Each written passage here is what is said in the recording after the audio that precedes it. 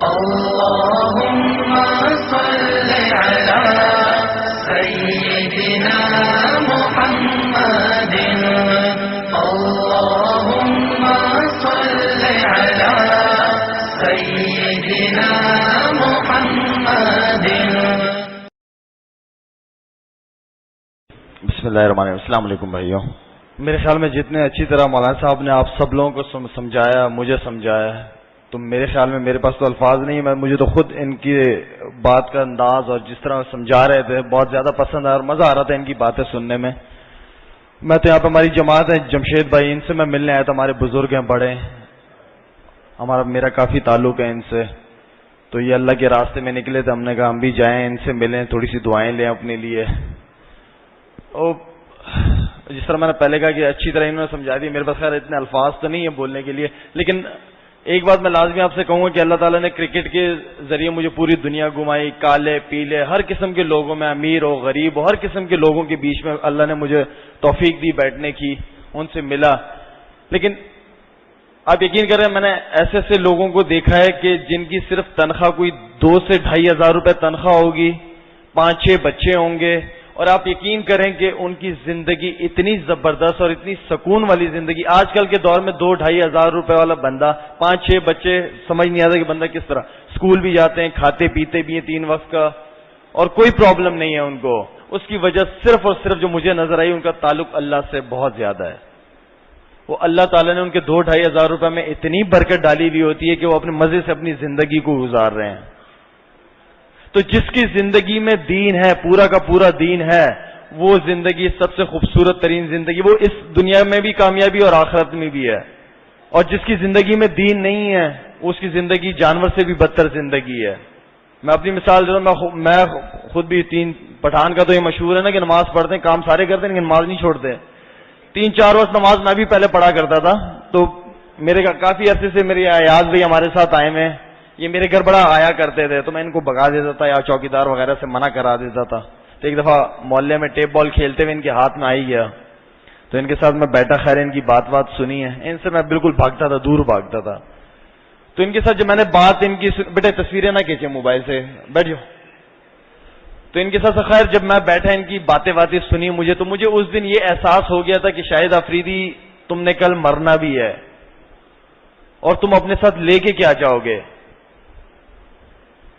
تو یہ چیزیں بار بار جب سے میری ان کی ملاقات ہوئی، یہ چیزیں میرے ذہن میں گھومتی تھی یار کہ واقعی میں کل مروں گا، میں اپنے ساتھ کرکٹ یہ چھکے چوکے تو لے کے نہیں جاؤں گا جو کبھی کبھار لگتے ہیں مجھ سے، یہ تو میں اپنے ساتھ قبر میں نہیں لے کے جاؤں گا، نہ اس کے سوالات ہونے مجھ سے قبر میں. میرے اعمال کام آئیں گے وہاں. تو جو روح کی غذا ہے وہ عبادت ہے اور روح اسی نے جوابات دینے ہیں. تو میں نے کرکٹ تو کام نہیں آئے گی میری وہاں پہ. تو بہتر یہ ہے کہ پھر خیر ان سے ملاقاتیں ہوتی رہی، ان کے ساتھ 3 دن کے لیے چلے گئے، 1 دن کے لیے چلے گئے، بزرگوں میں جا کے بیٹھے، اچھی محفلوں میں. ابھی یہ میں شکر ادا کرتا ہوں اللہ تعالیٰ کا کہ اللہ تعالیٰ نے مجھے اس محفل کا حصہ بنایا. یہ کوئی چھوٹی محفل نہیں ہے، یہ بہت بڑی محفل ہے. تو اس طرح کی محفلوں میں جانا شروع کیا میں نے. تو آہستہ آہستہ سے مجھے خود اپنے آپ میں تھوڑا سا فرق نظر آنے لگا، تھوڑے سیدھے راستے کی طرف آیا. کوشش کرتا ہوں کہ 5 وقت نماز جماعت کے ساتھ پڑھتا ہوں، کوشش کرتا ہوں پوری کہ جو بھی ہو، اور اچھے اچھے لوگوں میں، اچھے بزرگوں کے پاس جا کے بیٹھتے ہیں، ان سے دین سیکھنے کی کوشش کرتے ہیں. یہ جو اللہ والے لوگ، جو اللہ، میں تو ان کو سچی بات ہے فرشتے کہتا ہوں، جو اللہ کے راستے میں گھر سے نکل کے بیگم بچوں کو چھوڑ کے اپنے نرم نرم بستروں کو چھوڑ کے چلے جاتے ہیں، انہیں تو میں فرشتے کہتا ہوں. اور یہ میری مثال دے رہے ہیں کہ میں تو خیر ایک بہت ہی گناہگار آدمی ہوں. اگر پوچھ رہے ہیں تو سعید انور سے پوچھیں، جنید جمشید سے پوچھیں، جن کا ذریعہ ہی کرکٹ یا جن کا ذریعہ ہی موسیقی تھا، انہوں نے ان کی زندگی میں کیا فرق پڑا ہے. یہ تو ان سے جا کے پوچھیں تو وہ آپ کو بتائیں گے کہ ان کی زندگی میں کیا فرق پڑا ہے دین پہ چلنے سے. جو اپنے گھر باہر کے نرم نرم بستروں کو چھوڑ کے مسجد کی چٹائیوں پہ جا کے سوتے ہیں، یہ تو ان سے جا کے پوچھیں کہ ان کو اس دین سے کیا مزہ آیا ہے. تو اللہ تعالیٰ جب آپ اللہ کی طرف چلتے ہیں تو اللہ آپ کو اسی دنیا میں دکھانا شروع کر دیتا ہے کہ دیکھ تو میری طرف آ رہا ہے، یہ لے. صرف یقین کیے، یقین بنانا ہے ہم نے اپنا. اب یقین یہی ہے ہمارا، یقین صرف بنا ہے پیسے کے اوپر کہ جو کچھ ہوتا ہے پیسے سے ہوتا ہے، اس کے بغیر کچھ نہیں ہوتا. ٹھیک ہے پیسہ ضرورت ہے، حلال طریقے سے ہو تو بہت اچھا ہے. پیسہ ضرورت ہے، کوئی فرض نہیں ہے ہم پہ. ہے تو شکر ہے، نہیں ہے تب بھی شکر ہے. ہمیشہ اپنے سے نیچے لوگوں کو دیکھیں، اللہ کا شکر ادا کریں. جو کچھ ہونا ہے. ابھی بہت سارے یہاں پہ بچے ایسے ہیں, لوگ ایسے ہیں جو میری وجہ سے اس مسجد میں آئے ہیں, یہ مجھے پتا ہے میری وجہ سے, لیکن میں آپ کو کیا دے سکتا ہوں؟ مل لیں گے, ملاقات ملا لیں گے, چلا جاؤں گا. میں اپنی نیت یہ کر کے آئے کہ میں نے مسجد جانا ہے, صرف اللہ کی وجہ سے جانا ہے. مسجدوں میں اللہ کی وجہ سے آیا کریں, شخصیات کی وجہ سے. میں کیا ہوں؟ میں تو خود ایک بہت بڑا گناہ گار آدمی ہوں یار. تو میری وجہ سے کیا مسجد میں؟ اللہ کی وجہ سے مسجد میں آیا کریں. یہ جو بزرگ آئے ہوئے یہاں پہ بیٹھے ہوئے, ان سے ملیں, ان سے بات کریں, کوئی بھی مسئلے مسائل ہیں ان سے آ کے پوچھیں, ان سے ان کی زندگی کا ایکسپیرینس پوچھیں, یہ آپ کو بتائیں گے. تو انشاءاللہ آپ سارے حضرات کوشش کریں گے. ابھی میرے خیال میں لاہور میں اجتماع بھی ہے. کب سے شروع ہے؟ 12 سے انشاءاللہ لاہور میں اجتماع بھی ہے. میری بھی کوشش ہے, اللہ کرے ٹیسٹ ٹیم کے ساتھ نہ جاؤں, نکل جاؤں اجتماع میں انشاءاللہ 3 دن کے لیے لاہور.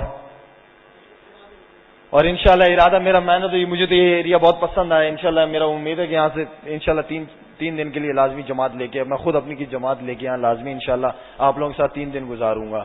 لیکن اس کی بھی ایک شرط ہے کہ بھئی یہاں سے بھی تو جماعتیں نکلنی چاہیے نا.